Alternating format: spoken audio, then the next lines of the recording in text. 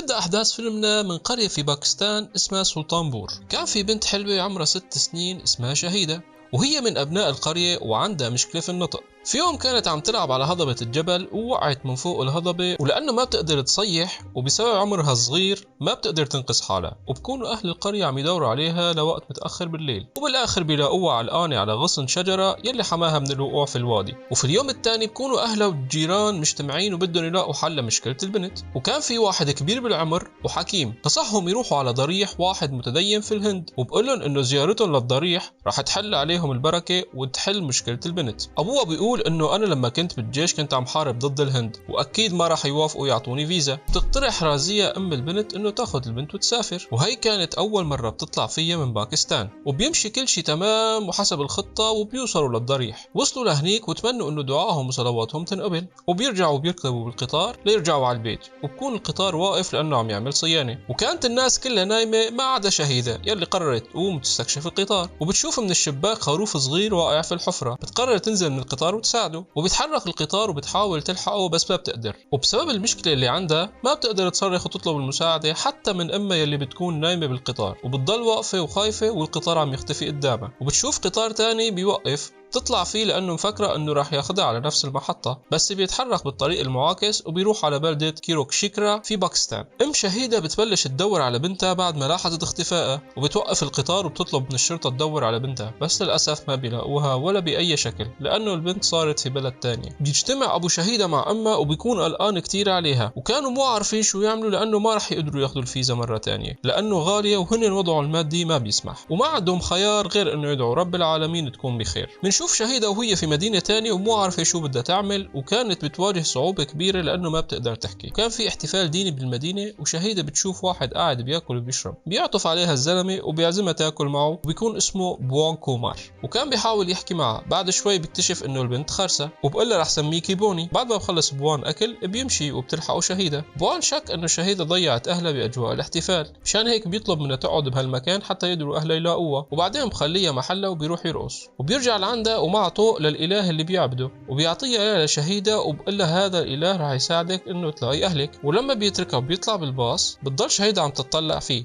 بحن قلبها وبيقرر ياخذها معه على اقرب قسم شرطة. ولما وصلوا للمخفر ما قدروا يحددوا عن البنت اي بيانات، وما كان عندهم حل غير انه يستنوا بلاغ عن طفلة ضايعة، وكانوا راح يخلوا شهيدة تقعد بالميتم لحد ما يجي البلاغ. بس طبعا بوان ما بيوافق وبيقرر ياخذها معه، وبيطلب من شهيدة تقول له يا بابا. بحاول بوان والركاب اللي معه يقولوا اسماء مدن يمكن يعرفوا من اي مدينة هي. وضمن الحديث بيقرر بوان يحكي للناس كيف وصل على دلهي وانه جاي يشتغل هون. وبنرجع معه بالزمن لورا وهو كان لسه بالثانوية، وكان طالب مستوى عادي وما عم يقدر ينجح باخر امتحان، وكل رفقاته غشوا بالامتحان ونجحوا، بس هو ما كان بده يعمل هيك ابدا، لدرجة انه ابوه ضربه حتى يغشوا. مع ذلك رفض لانه بيخاف من الاله تبعه وما بده يزعله. واخر الشيء بينجح بعد 11 محاولة. يا زلمة 11 محاولة، اتخرجت من الجامعة انت مو من الثانوية. ما علينا. بعدين بيسافر على دلهي مشان يشتغل، وسكن مع صديق ابوه باندي، وبيكون متدين كتير ومتشدد، وكان اي حدا بيتبع دين مختلف ما بيدخلوا على بيته. وكان عنده بنت اسمها راسيكا،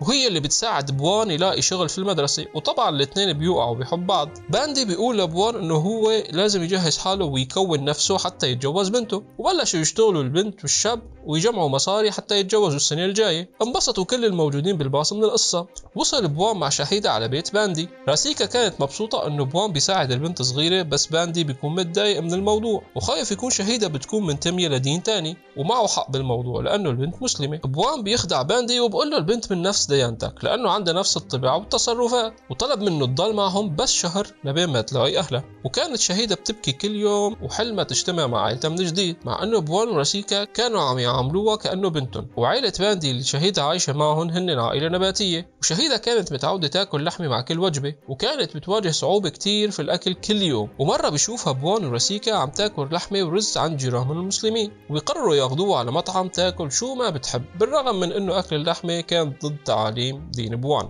وكان في شغلات حلوة عاجبة شهيدة وكان بدها تشتريها من السوق، وأخذت قطعة من البسطة بدون ما تحاسب عليها. انتبه صاحب البسطة وعصب عليها، رجع له بوان القطعة واعتذر منه وحاسبه عليها، وبعدين بياخدها على الدير مشان تصلي وتستغفر انه سرقت، وكان بيعلمها شو تعمل، بس هي قامت وراحت على الجامع وهو مو عارفان كيف بده يدخل وراها. بيدخل وراها وهو مجبور وبيشوفها وهي عم تقرأ قرآن بالجامع. بيطلع من الجامع وهو مصدوم وحاسس حاله انه مخدوع، لانه بحياته ما كان يفكر انه يكون صديق لحدا مسلم. بس ريسيكا بتقول له هي انسانه مثلنا مثلها بغض النظر عن ديانتها، وبتقول له انا كثير متضايقه من ابي بسبب تشدده بالدين، وانا ما بدي تكون مثله يا بوان. وبيدخلوا الجامع سوا وبيدوروا على شهيده بس ما بيلاقوها، ولما بيطلعوا من الجامع بتركض شهيده على بوان وبتضمه، وبكون مبسوط ومرتاح كثير انه لقاها، وبيتقبلها على وضعها وعلى الدين اللي هي عليه. في نفس اليوم بكون في مباراة بيسبول بين باكستان والهند، والعائلة كلها كانت تتفرج وبتشجع الهند إلا شهيدة اللي كانت عم تشجع باكستان. وبآخر المباراة باكستان هي اللي بتربح. بتفرح شهيدة وبترقص وبتبوس علم باكستان اللي على الشاشة. بوان بيسأل شهيدة أنت من باكستان؟ بتهز براسها،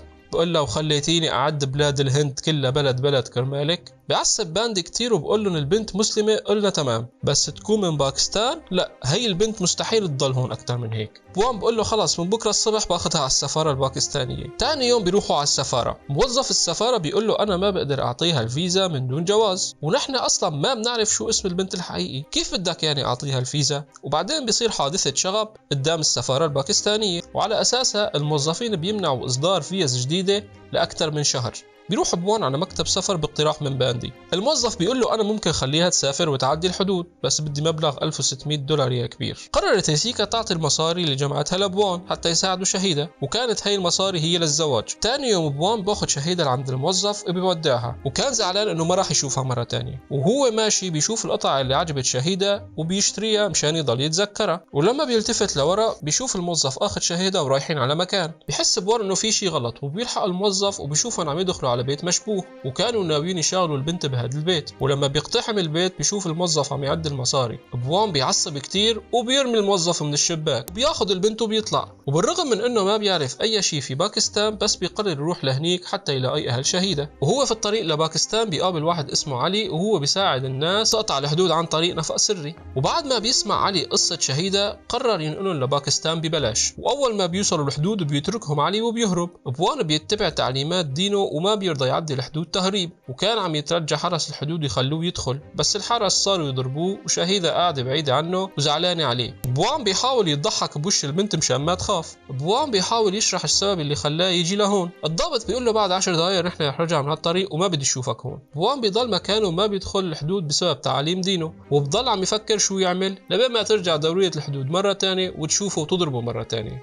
بوان بيقول للضابط انه تعاليم ديني ما بتخليني ادخل بدون اذن، لو سمحت خليني ادخل. بيوافق الضابط يعطيه اذن الدخول. وفي اليوم الثاني بوان وشهيدة بيكونوا قاعدين بمطعم. شهيدة بتشوف كلبشة على الكرسي، بتقرر تسرقها لانه فكرتها اسوارة بتلتبس بالايد. وبيمسكوا بوان وبيتهموه انه هو جاسوس جاي من الهند بدون جواز سفر. وبنشوف الصحفي تشاندي نواب عم يعمل تقرير، وبيسمع عن الجاسوس الهندي اللي هو بيكون بوان. بيروح لعنده ليعمل معه مقابلة، وبتكون أجوبة بوان كلها غامضة ومو مفهومة. الإعلام لما راجعوا التقرير ما اهتموا باللي قاله بوان. وبالمخفر حاول الشرطي يستجوب بوان وما كان مصدق أي شيء من يلي عم يقوله. شهيدة بتشوف صورة على التقويم وبتمسك الصورة وبتقول لبوان إنه هي القرية تبعها. انبسط بوان كتير، بس الضابط بيمسك شهيدة وبيحاول يخليها تفتح تمها غصب عنها. بوان ما بيتحمل اللي عم يعمله الضابط وبيضرب الضابط والموجودين وبيهرب. وكان الصحفي لسه عم يصور وبيشوف بوان وهو عم يهرب من المخفر. بيقرر الصحفي يراقبه. بوان بيطلع بالباص وبيسأل الشوفير عن مكان القرية، وبيحكي قصة شهيدة للشوفير. وكان الصحفي قاعد ورا وعم يسمع كل شيء، وبقول له أنا رح ساعدك ونوصله لأهله. وبعدين بيطلعوا بيتخبوا فوق الباص لأنه كانوا شاكين إنه الشرطة عم تلاحقهم بعد اللي صار. وبقضوا الليلة في المسجد. وكان في الجامع شيخ اسمه آزاد، وبيقرر يخبيهم عنده لما عرف إنه الشرطة عم تدور عليهم. واحد من طلاب الشيخ بيشوف كلمة سويسرا على الصورة اللي قالت عليها شهيدة إنه هي القرية تبعها. بوان بيحس حاله عم يغرق بالمشاكل وفقد الأمل. وقرر الشيخ آزاد يساعدهم ويوصلوا لبلدة بتشبه اللي موجودة في الصورة، وبخليهم يلبسوا لباس نساء منقبات حتى ما يتعرف عليهم حدا ويقدروا يهربوا برات البلد. وكان بوان مستغرب من العادات واللبس هاد، بلد، بس كان موافق على كل شيء كرمال شهيدة. بوان والصحفي عم يتفتروا بأماكن كتير وبيسألوا أي حدا عن مكان البلدة، وكان الصحفي عم يصور كل شيء بالكاميرا، وكان عم يحاول يبيع هالقصة لأي جهة إعلامية، بس كلهم كان جوابهم واحد، إنه هاي القصة عادية ومملة. الصحفي كان عم يفكر بطريقة تانية يعلن فيها عن شهيدة، لأنه إذا انتشر خبر بالتلفزيون رح يوصل لأهلها أسرع. وبيوم من الأيام بيروحوا لجامع مشهور وبيكتشفوا إنه لسه الشرطة عم تلاحقهم. الصحفي بيشوف رفيقه اللي كان عم يصور معه جاي هو والشرطة ليقبضوا على بوان. بيروح الصحفي لعند بوان وبيهربه وبيخبر رفيقه المصور وبيعطيه معلومات غلط عن مكانهم مشان يضلل الشرطة عن مكانهم الحقيقي. وبعدين بيقعدوا سوا والصحفي بيورجيهم على الفيديوهات اللي صورها. شهيدة بتوقف على فيديو وبتتعرف على أمها من بين كل الناس الموجودة، وكانت شهيدة عم تأشر على باص معين. بيروحوا يحكوا مع الشوفير وبيسألوه عن الأماكن اللي بيمرق فيها بطريقه، وواحد من هالأماكن هي سلطان بول، وهي هي قرية البنت شهيدة. وبكون بوان والصحفي فرحانين كتير إنه عرفوا مكان قرية البنت. والصحفي بينزل فيديو على اليوتيوب عن هالقصة، وبتشوف الفيديو الشرطة وهيك بيحددوا مكانهم. يا زلمة كان وصلوا البنت وبعدين انضرب على قلبك ونزلوا على اليوتيوب. وهن على الطريق شافوا الشرطة عم توقف الباصات وتفتشهم. بوان بينط من الباص وبيهرب والشرطة بتلحقه، وهيك بيعطي فرصة للصحفي إنه يوصل البنت على بلدها. وبتوصل البنت على البلدة وبترقد لعند أمها، وبتكون أمها كتير مبسوطة لأنه رجعت شهيدة. والشرطة بتقبض على بوان وبيضربوه كتير. بس الفيديو اللي نشره الصحفي انشهر على الانترنت وصار الكل يتفرج على الفيديو وبيعرفوا إنه بوان مو جاسوس، وحبسوه ظلم لأنه كان عم يساعد البنت توصل لأهلها. وكل الهند وباكستان متعاطفة معه، بس الحكومة الباكستانية كانت عم تعاقب بوان وعم يضربوه وبيعذبوه بأكثر من طريقة. والصحفي طلع على قناة مشهورة على التلفزيون وطلب من الناس إنه تتجمع على الحدود حتى يعملوا مظاهرة ويطالبوا فيها بإطلاق سراح بوان ويرجع على بلده بأمان. وفعلا الخطة بتنجح وبيجتمعوا ناس كتير ومن ضمنهم ريسيكا وأبوها اللي كانوا مستنين يرجع بوان بسلام. والشرطة صارت مضطرة تفرج عن بوان وبتخليه يعدي الحدود. وكانت شهيدة من ضمن الناس اللي عم تودعه من بعيد، بس ما بيقدر يشوفها لأنه ما بتقدر تناديله، بس بتستجمع كل قوتها وبتناديله بابا مثل ما طلب منها. كل الناس كانوا بصدمة ومو مصدقين إنه البنت صارت تحكي، وبتتابع الجملة وبتقول له مع السلامة. بوان بيسمعها وبيلتفت لعندها وبيركض وبيحضنها وهو مبسوط كتير لأنه لاقت أهلها وصارت تحكي. وهيك بنوصل لنهاية الفيلم. شكرا للمتابعة، ولا تنسى تشجعنا بلايك واشتراك بالقناة. موعدنا الفيلم القادم إن شاء الله.